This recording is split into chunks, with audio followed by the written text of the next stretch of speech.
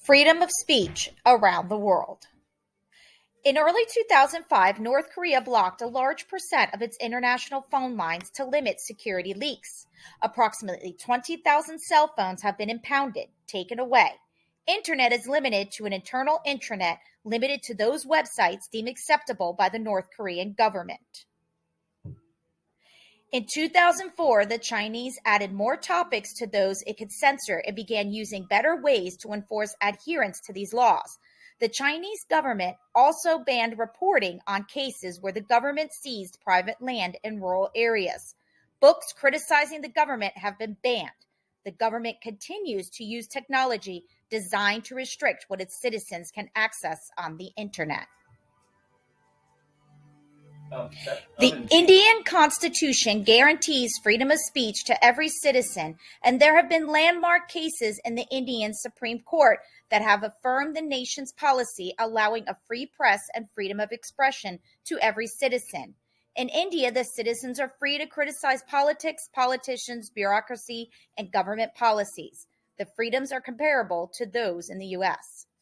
Complete freedom of speech is not permitted in Cuba. However, it is not completely prohibited. People in their private lives may occasionally make negative remarks about the government, and while the government does keep records of such events if they are overheard, it is unlikely that there would be punishment for each and every person who makes such a remark. However, there are committees for the defense of the revolution whose job it is to watch for people that make remarks and report them to communist authorities. There is a long-standing tradition of criticism towards politicians and government. However, French law prohibits any public speech or writings designed to bring racial or religious hatred. This law also takes measure against those who publicly deny the Holocaust occurred. The Tobon Law of 1994 limits the number of non-French words that can be used in commercial speech and government publications.